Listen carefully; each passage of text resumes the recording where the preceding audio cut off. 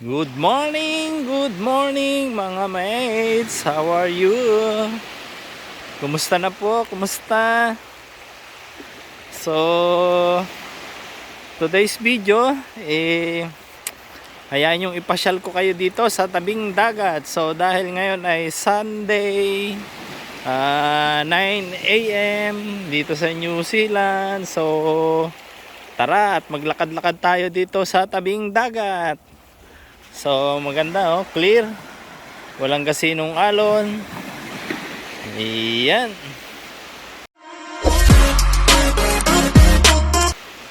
So, lakad-lakad din tayo sa tabing dagat. At medyo maganda yung sikat ng araw o vitamin D, as tinatawag na vitamin D sunshine. So, yun. At sa sarap sa pakiramdam mga mates, so maglakad ng nakaapak sa buhangin. Ayan. So, although malamig ang simoy ng hangin dahil winter na dito. Mag-start na ng winter. So next month winter na talaga officially. So eto. At kahit na maganda yung sikat ng araw, pero malamig pa din. Dito sa gilid ng dagat, mga ginagawa ng siguro yung mga nagtatambay dito, ginagawa nila yung silungan nila pagka sobra init. Lalo kadalasan mga mates yung kapag gabi, yung mga nagpipishing, dito sila pumipwesto. Kung minsan nagsisiga sila, yung mga tuyong kahoy na yan, sinisigaan na nila. Ayan. Ang ganda ng ng dagat mga mates, kalmadong kalmado. Ayun. So, buhat dun sa dulo na yun, dun tayo galing. At gusto nating marating itong dulo, dun din sa kabilang dulo. Ayun. Ang ginhawa pala sa pakiramdam mga mates, so matagal-tagal na rin kasi akong hindi paglakad-lakad dito sa beach na nakapak. Kita nyo, nakapaa ako. Tapos ang aking stepin, bit ko. Makikita nyo dito, ang daming mga shell. Yan. Wow. Kaya siguro kapag maraming mga isda dito sa gilid kasi yung mga shell na yan, yung laman yan, kinakain nila.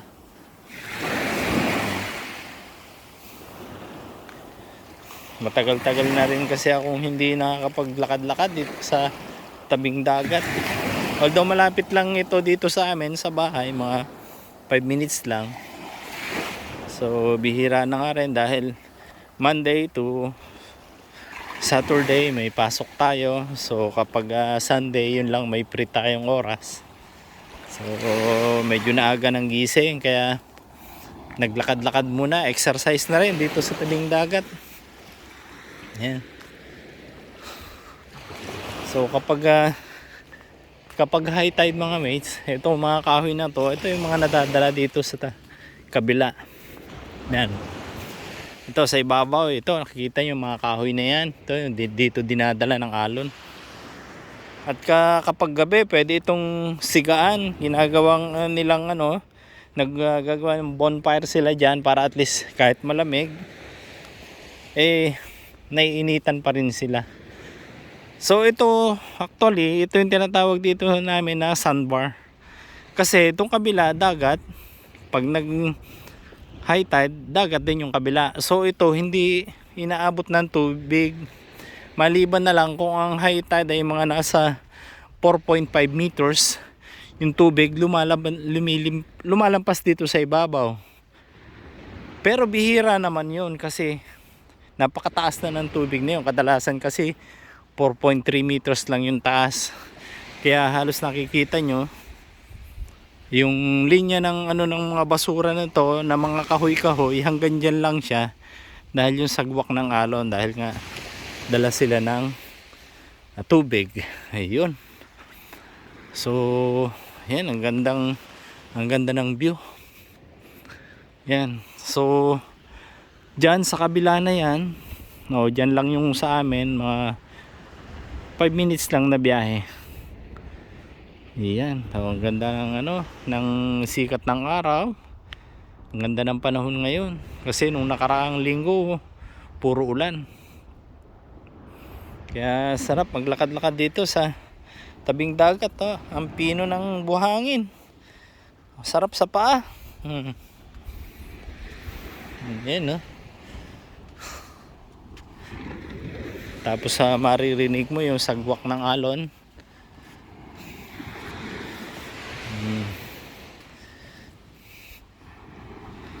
Sarap maglakad mga mates. Although mainit yung sikat ng araw, pero malamig yung hangin, na ang buhangin may konting init siya, tapos konting lamig din. Maganda yung ng temperatura. Ang sarap pakiramdam sa paa mga mates. Oh my God! Wow!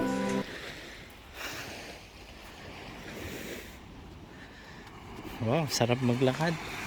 So malayo-layo na yung ating narating. Yun. Yung kasama natin ayun, naglalakad pa din. Yan.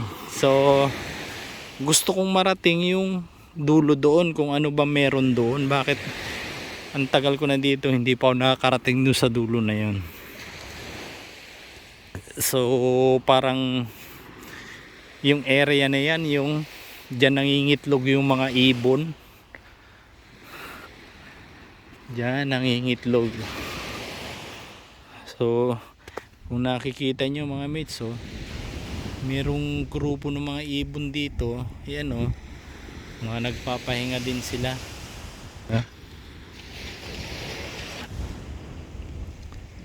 Yan, may mga grupo ng ibon,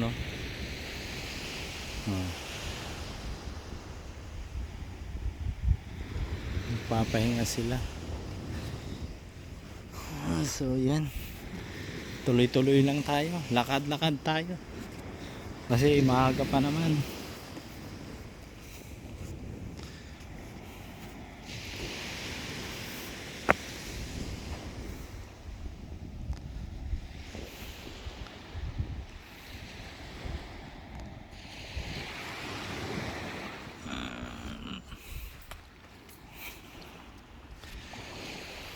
Yan, so meron akong nakikitang marker dito. So yan, nakikita nyo yung marker na yan. So lapitan natin kung ano bang nakalagay dito, kung bakit merong marker dito.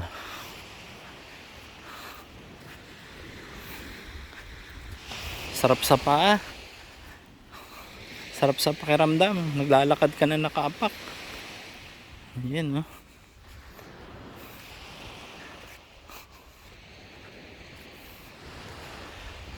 so tingnan natin kung ano nakasaad dito sa marker na to.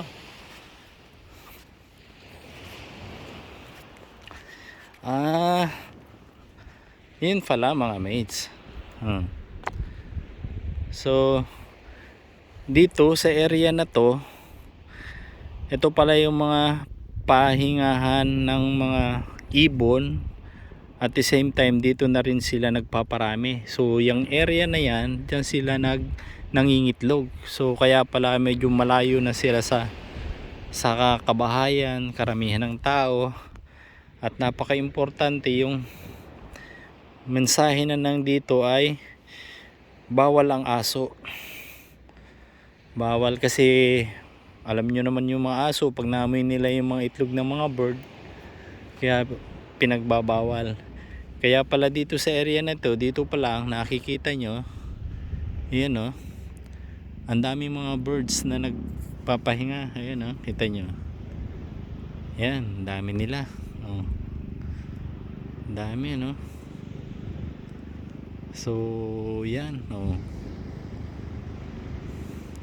So ito pala yung meron dito sa dulo na to. So lakad-lakad pa tayo sa banda roon, tingnan natin kung anong meron. Yan.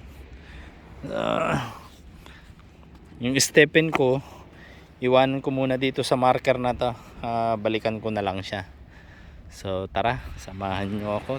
Lakad-lakad tayo dito. Dulo natin. Yan.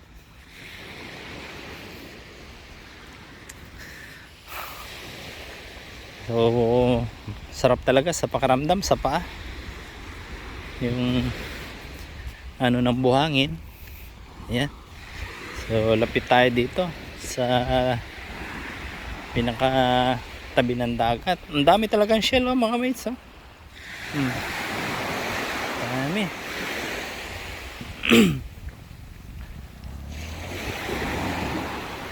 So banayad ang alon. At saka dito sa part na to medyo ano talaga siya, malinaw. Ang ganda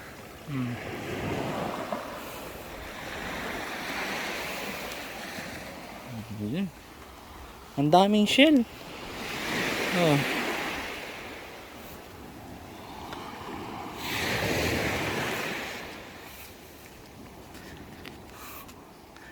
So kung napapansin nyo mga mates,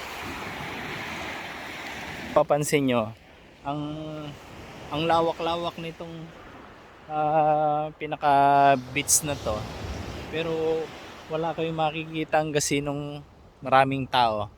Kita nyo, bihira lang yung tao na makikita nyo. Ayan. Part nandun, yan kita nyo yun ang haba-haba ng beach na to. Pero sa kung sa atin sa Pilipinas, yung pupunta ka sa ganitong mga beach na kadalasan may mga entrance pa. Dito wala. So open, pwede kang maligo, pwede kayong mag-picnic. Napakaganda. As in free. Oh my God! Kita nyo yan. Wow! Saka ang buhangin, kita nyo, ang buhangin ay kulay, yung natural na kulay ng buhangin. Ayan sarap pakiramdam sa paa mga mates Ayan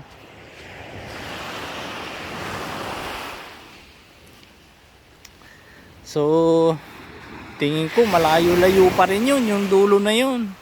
So try pa rin natin makarating doon. Pero ang tingin ko ano pa yun, siguro mga more than 2 kilometers pa. Pero try pa rin natin. So ang layo na ayun So buhat doon sa dulo. Siguro buhat doon hanggang dito nasa na tayo, mga 3 kilometers na to nilakad natin na to. Ayan. So siguro sa gabi mas magandang mag-fishing dito sa part na to. Kasi kami dun ang spot namin pag kami nagpi-fishing. Doon sa dulo doon. At talaga namang malalaki ang mga snapper.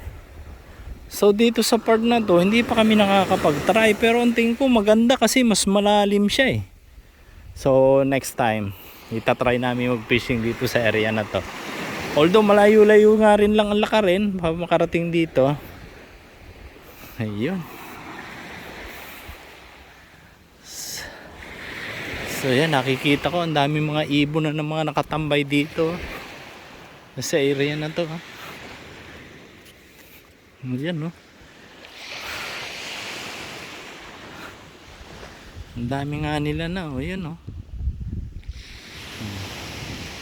mga nagpapahinga din sila.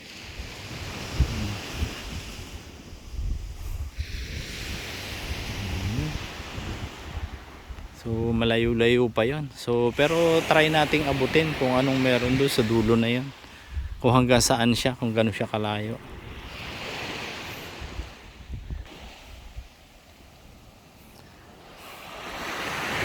Tsaka kung napapansin nyo mga mates, so sa dagat wala kang makikitang mga nangingista, yung mga bangkang pangisda o yung mga barko, wala ako nakikita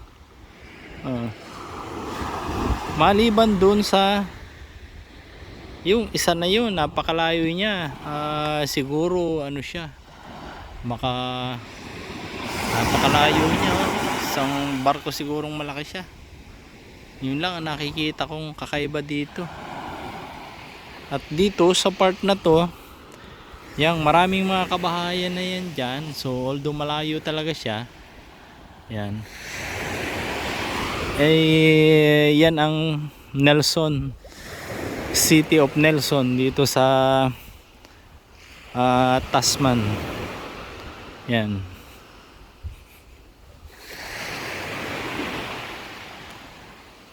Yun. Tuloy-tuloy pa rin tayo mga mates sa paglalakad. Ayan.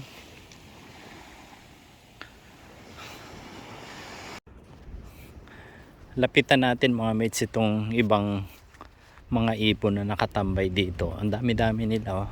Mga nagpapahinga sila. Parang ano din, parang mga tao din, oh. Mga nagpapahinga sila, grupo, oh. Grupo ng mga ibon, oh.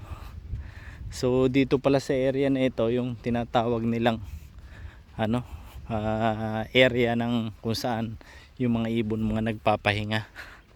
So although malayo na talaga ito sa kabahayan. Ayun, oh. Kita nyo, ang daming ibon. Ayun, oh. Oh, hindi ko maintindihan kung siya may mga baby siya o ano. Ayun, oh, ang dami, oh.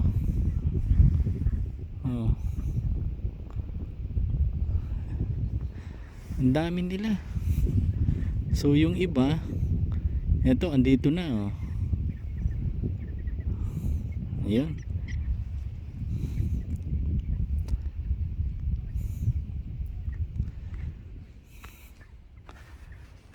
Lapit tayo, lapit. Ayan natin. Ang dami ibon. Parang ano si dito, parang yung mga bird dito, para mga baby sila o sadyang klase ng ibon sila na para mga baby sila, mga grupo. Yun, oh, dami, oh. Kita nyo, ayan. Sila, oh, yun, malalaki na rin sila, yun, lumipad na, oh. Ayan. Lumipad sila doon. Tapos dito sa kabilang side, oh, ito sila, oh, ayan, oh.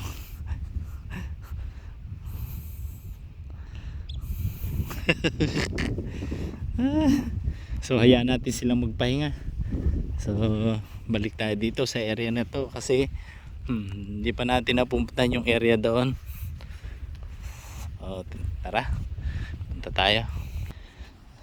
Nakikita nyo mga mates, oh, ang mga bakas ng ibon. Ayan, ayan, kita nyo. Oh, puro mga bakas ng ibon mga nandito kasi nga ito yung area na kung saan mga nagpapahinga yung mga ibon. Diyan sila nagpaparami sa lugar na yan. So napakagandang pagmasdan dito mga mates, ano? Dito sa area na to kung saan tayo nandito ngayon. So kung nakikita nyo yan, yan, ano pa mga katubigan pa rin yan, ano pa rin ang dagat. So yan mga kabahayan, tapos dagat, yan. So kikita nyo yung area na yan. O dyan pa yan ang dagat. Doon, kita nyo yung may ano yan, tubig pa rin yan doon. Hanggang sa yan na, mismo yung pinakamalaking dagat. So itong gitna talagang naiiwan talaga siya kasi ito yung sandbar na tinatawag. So hindi siya inaabot ng gasino ng high tide, maliban nga kung medyo mataas yung tubig. So dito, ito na talaga yung harap ng Tasman Sea. Kita niyo yan, ayan, ganda, oh. Ayan, oh, kita niyo mga mates, oh. Ayan, oh, mga ibon, oh. Ang dami ibon, no. Ayan, ang daming ibon na mga nakatanbay din sila ng mga nagpapahinga. Ayan, oh. Oh, kita niyo, ang dami, oh. itim at puti. So yun oh, hanggang doon papagano no, ang dami nila oh. Yun no. Dito sa kabilang side oh, dito naman yung malalaking ano, yung seagull. Malaki oh.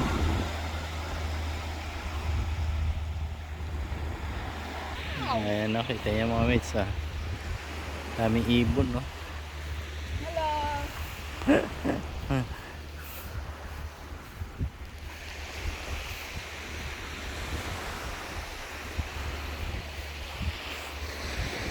So, ibig sabihin nga, dahil restricted na itong area na to, so bihira na yung mga tao na nakakarating dito. Dahil nakalagay dun yung marker dun sa unahan doon nakalagay dun yung marker na itong area na ito ay dito nangingitlog yung mga ibon, dito sila mga nagpapahinga, kaya pinagbabawal dito yung mga aso na makapunta. So although malayo na nga sa kabahayan at napapalibutan ng tubig, so yan, tama nga. So dito mo makikita ang daming ibon, mga nagpapahinga sila.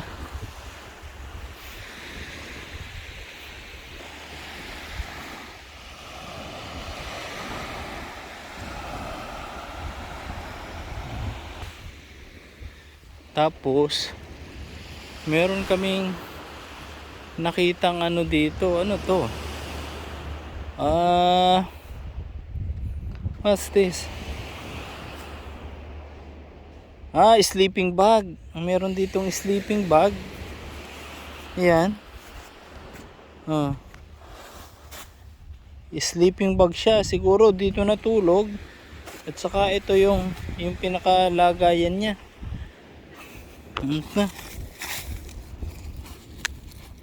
Ayan. Ibig sabihin baka may natulog dito. Oh.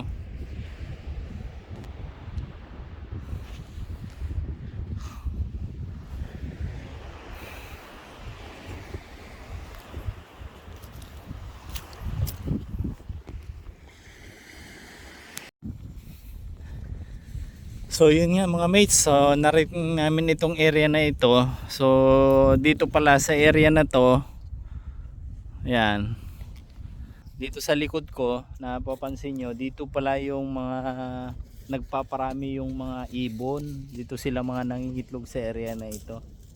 Yan o, yun, yung kita nyo isang ibon, ayun o, mangingitlog na o, kita nyo.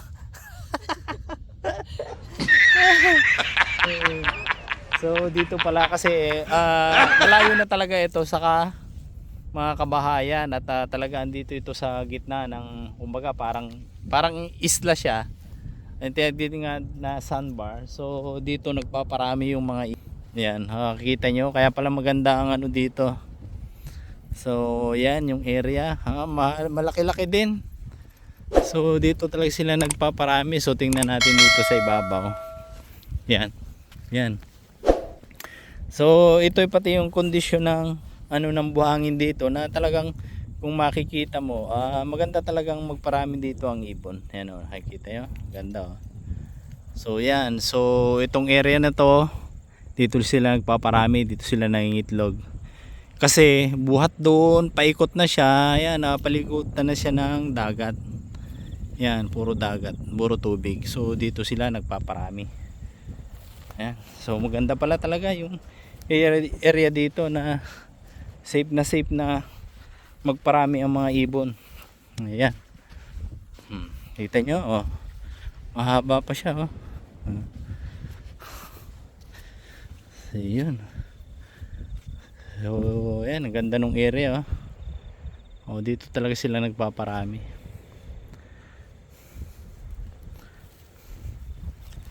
So nga mga mates, so bali ang nilakad namin nasa siguro to mga 4.5 kilometer. At narating nga namin dito yung pinakadulo nitong sandbar dito sa Motueka, na kung saan ito yung tinatawag nila na pahingahan ng mga ibon, at dito rin sila nagpaparami. So ito nakikita nyo yung area na yan, yan. Dito sila. Yung init ng haring araw na may init siya pero malamig pa din dahil ngayon ay 9:30 na. So medyo malayo-layo na rin yung nilakad namin. Yan. So yan, dito katubigan pa rin. So malaki paparamihan ng mga ibon dito, yung lugar na kung saan sila nangingitlog at nagpapahinga. So yun yung kasama natin, mangingitlog na rin yata siya doon sa dulo. Yan. Aray ko.